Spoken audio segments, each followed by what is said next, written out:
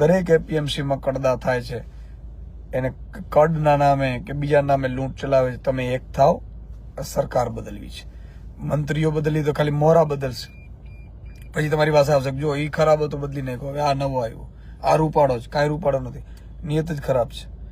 એટલે આ મંત્રીમંડળમાં તમે ખાલી એક ચિંગારી ફૂંકીને મંત્રીમંડળ બદલાઈ ગયું છે. એક થાવ 54 લાખ ખેડૂત આગે સરકાર બદલી નાખીશું, ખેડૂતની સરકાર આવશે. આપણે નક્કી કરશું કલેક્ટર, કૃષિ અધિકારી કે ડીએસપી શું કામ કરવું. નમસ્કાર મિત્રો, ઈસુદાન ગઢવી ફેસબુક લાઈવ થયા છે. મિત્રો, આ ફેસબુક લાઈવ છે તે ઓચિંતું કરવામાં આવ્યું છે. શા માટે? કારણ કે એક અત્યારે સોશિયલ મીડિયામાં પત્ર વાયરલ થઈ રહ્યો છે, જેમાં બોટાદ માર્કેટિંગ યાર્ડના જે પ્રશ્ન હતા, જે કડદા કાંડને લઈને જે વાતો હતી, તેને લઈને રાજુ કરપડા અને પ્રવીણ દ્વારા એક મહાપંચાયતનું આયોજન કરવામાં આવ્યું હતું. તે આયોજનના અંતે જે નિર્દોષ ખેડૂતો છે તેને પોલીસ દ્વારા મારવામાં આવ્યો હતો. તેને લઈને આ પત્રમાં કારણો દર્શાવવામાં આવ્યા છે.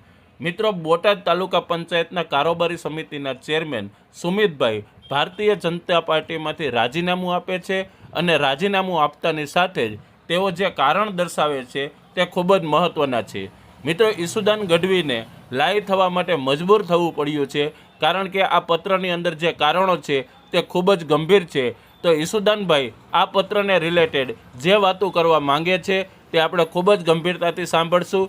અને તમે આ વિડીયોમાં ચોક્કસથી કોમેન્ટ કરજો કે ઈસુદાનભાઈ જે ગઢવી છે તેઓએ લાઈવ કરીને આ પત્ર વિશે માહિતી આપી છે. તમને શું માનવું છે કે આમ આદમી પાર્ટીનો નેતાઓનો જે આ નિર્દોષ ખેડૂતોને મારવામાં આવ્યા છે તેમાં ષડયંત્ર છે કે ભારતીય જનતા પાર્ટીનું ષડયંત્ર છે? તમારું શું માનવું છે? આ વિડીયોના કોમેન્ટ બોક્સમાં ચોક્કસથી અમને જણાવજો. સાંભળીએ ઈસુદાન ગઢવીએ શું કહ્યું છે. નમસ્કાર મિત્રો, જય હિન્દ, જય ભારત, જય જય ગરવી ગુજરાત. હું આપનો મિત્ર ઈસુદાન ગઢવી. મિત્રો, આજે અચાનક આપની સાથે ફેસબુક લાઈવ થવાનું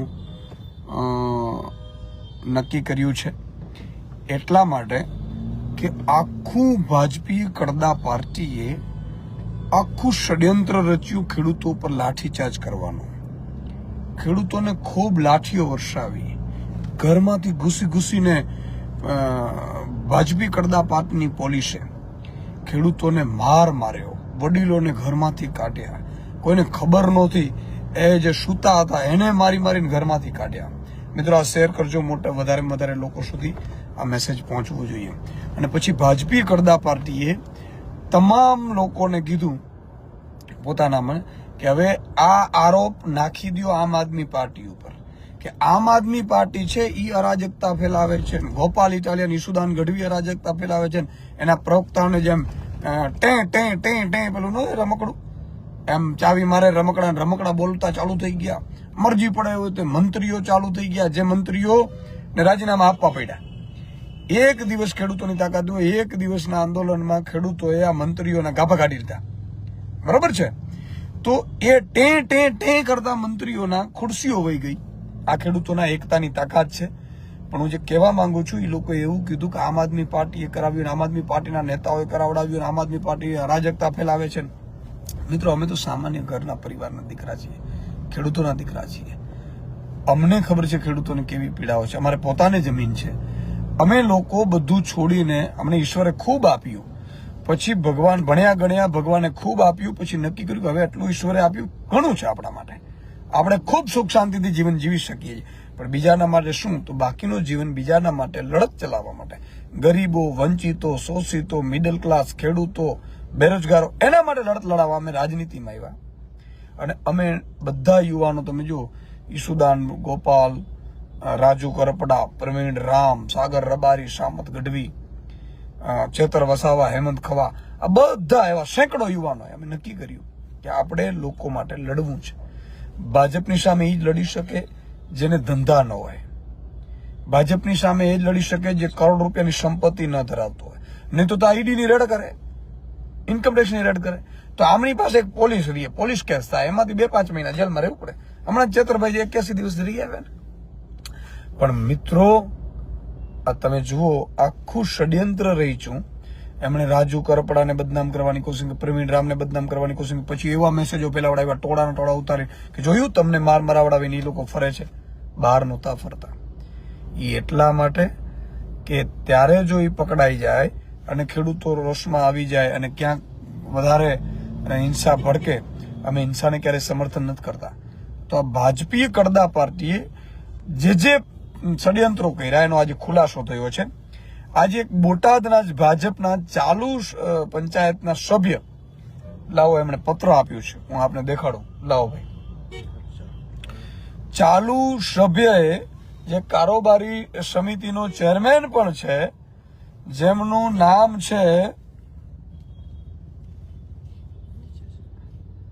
સુમિત કુમાર રૂપાભાઈ પરમાર, સામાજિક ન્યાય સમિતિના ચેરમેન ને તાલુકા પંચાયત કારોબારી સમિતિ બોટાદના ચેરમેન છે. આ એમણે લેટર લખ્યો છે.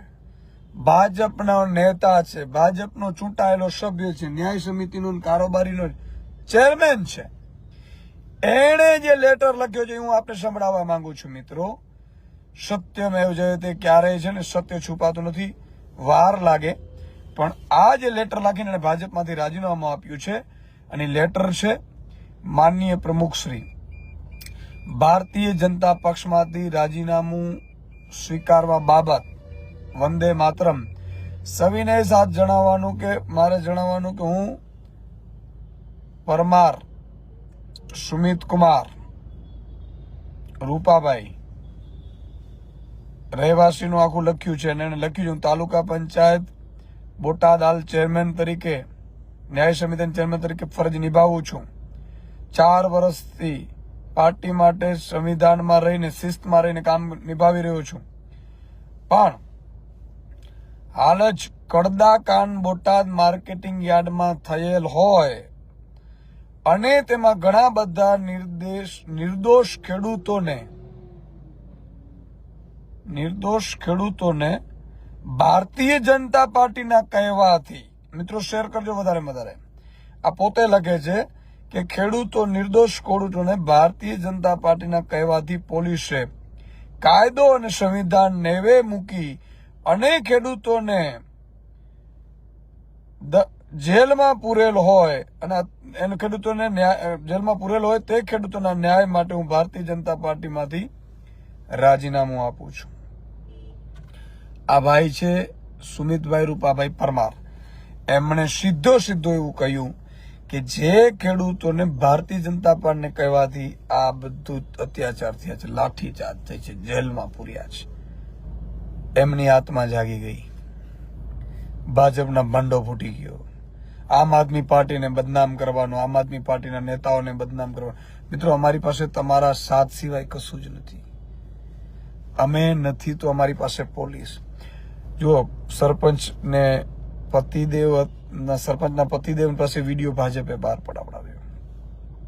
સરપંચો એમના, તાલુકા પંચાયતના સભ્યો એના, જિલ્લા પંચાયતના સભ્યો એના, ધારાસભ્યો એના, સાંસદો એના, મંત્રીઓ એના, મુખ્યમંત્રી, પ્રધાનમંત્રી એના, પોલીસ એની, કલેક્ટર એનું, તંત્ર એનું. અને છતાં અરાજકતા અમે ફેલાવી શકીએ? આજે હું એમ કહું છું, અમે અરાજકતા ફેલાવી શકવાની કેપેસિટી ધરાવતા અને આપણે એવી માનસિકતા ધરાવતા તો મારી તમે ધરપકડ કરી દીધી પ્રદેશ અધ્યક્ષની પોલીસે. અમારી શું ઓકાત છે સાહેબ? આ તો જનતાના પ્રશ્નો હતા. જનતા પોતે તમે સાંભળતા નહોતા. જનતાએ અમને કીધું અને અમે એમની સાથે ઉભા રહ્યા. એમાં ગુનો શું છે? છતાંય તમે અમારા પ્રવીણ રામને, રાજુ કરપડાને જેલમાં નાખી દીધા છે.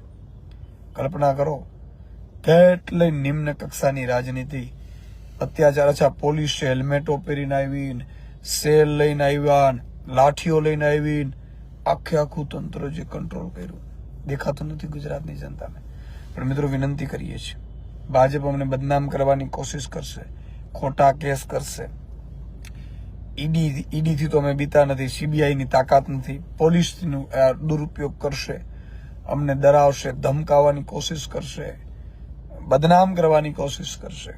પણ તમે એક રહેજો, તમે એવું કહેજો ભાજપીય કડદા પાર્ટી, તમે કડદા કરો છો નથી કરતા. આટલી જ વાત ઉપર ટકી રહેવાનું છે. આ એટલા નિમ્ન કક્ષાના લોકો છે. એવું કહેતા હતા કે અરાજકતા આમ આદમી પાર્ટી ફેલાવે છે, નક્સલવાદની માનસિકતા તમે ધરાવો છો. તમે શું કામ લાઠીચાર્જ કરાવડાવી? તમે શું કામ પથ્થરમારો કરાવડાવ્યો? તમે ખેડૂત આંદોલનની દિશા ભટકાવવા માટે 54 લાખ ખેડૂતો બીજી વાર ઘરમાંથી બહાર ન નીકળે, કડદા થાય તો સહન કરી લે, કોઈ નેતા પણ એની વારે ન આવે, એટલા માટે થઈ અને ભાજપે ષડયંત્ર રચ્યું આંદોલનને તોડી પાડવાનું, ખોટા કેસો કરીને. હવે રાજુ કરપડા હોય, બીજા નેતા હોય, જેલમાં નાખી દો પ્રવીણ રામને. આમાં રાજુ બોરખત્રિયાને તો એટલો માર માર્યો છે પોલીસે. ગુનો શું છે સાહેબ? અમને શોખ નથી થતો જેલનો, અમારે કઈ જોતું નથી. પણ આ પ્રજાનો અવાજ જો આપણે ન બની શક્યા તો નમાલા નેતાઓ, નમાલી રાજનીતિ અમારે કરવી નથી. આગામી પેઢી આપણી ઠપકો આપશે કે આટલું ભાજપી કરદા પાર્ટી લૂંટતી હતી ત્યારે તમે ક્યાં હતા. તો આ મુદ્દો મારે આપને કહેવો હતો મિત્રો, એટલા માટે અચાનક લાઈવ થયો. આ વિડીયોને વધારે શેર કરજો જેથી લોકો વધુ જોઈ શકે. અને એટલું જ કહીશ કે ભાજપ આ એક ખાલી કડદામાં ભાજપનું મંત્રીમંડળ ગયું છે. દરેક એપીએમસીમાં કડદા થાય છે, એને કડના નામે કે બીજા નામે લૂંટ ચલાવે છે. તમે એક થાવ, સરકાર બદલવી છે, મંત્રીઓ બદલી તો ખાલી મોરા બદલશે, પછી તમારી પાસે આવશે જો એ ખરાબ હતો બદલી નાખો, હવે આ નવો આવ્યો, આ રૂપાડો છે, કાંઈ રૂપાડો નથી, નિયત જ ખરાબ છે. એટલે આ મંત્રીમંડળમાં તમે ખાલી એક ચિંગારી ફૂંકીને મંત્રીમંડળ બદલાઈ ગયું છે. એક થાવ 54 લાખ ખેડૂત આખી સરકાર બદલી નાખીશું, ખેડૂતની સરકાર આવશે. આપણે નક્કી કરશું કલેક્ટર, કૃષિ અધિકારી કે ડીએસપી શું કામ કરવું. કૌશિકભાઈ કે હું અને આમ આદમી પાર્ટી તમારી સાથે જ, આમ આદમી પાર્ટીની સાથે બધા લોકોને મારી વિનંતી છે, બરાબર છે. ખેડૂતોને વંચિત છે મંત્રી હોવા છતાં આ બધા કોમેન્ટો આવે છે. બધાને ખૂબ ખૂબ આભાર. આજે એટલું જ કહેવાનું છે કે ભાંડો ફૂટી ગયો છે ભાજપનો. એનો ભાજપનો નેતા જ એવું કહે છે કે આ લાઠીચાર્જ છે ભાજપના ઈશારે થયો, જેલ ભાજપના ઈશારે થઈ છે. જય જવાન જય કિસાન. મિત્રો, આ વિડીયો છેલ્લા સુધી જોયો આપનો ખૂબ ખૂબ આભાર. મિત્રો, આ રાજીનામામાં જે કારણો દર્શાવવામાં આવ્યા છે, જે રાજીનામું ધરવામાં આવ્યું છે, તેમાં જે કારણો છે તે તમને શું લાગે છે? યોગ્ય છે કે નહીં, સાચા છે કે નહીં, તમારું શું માનવું છે? આ વિડીયોમાં ચોક્કસથી અમને કોમેન્ટ કરીને જણાવજો. મિત્રો, આમ આદમી પાર્ટીના નેતાઓના વિડીયો જોવા માટે આ ચેનલને લાઇક, શેર અને સબસ્ક્રાઈબ કરવાનું ના ભૂલશો. હવે મળશું કાલે એક નવા વિડીયો સાથે. તો અમને રજા આપશો. ધન્યવાદ.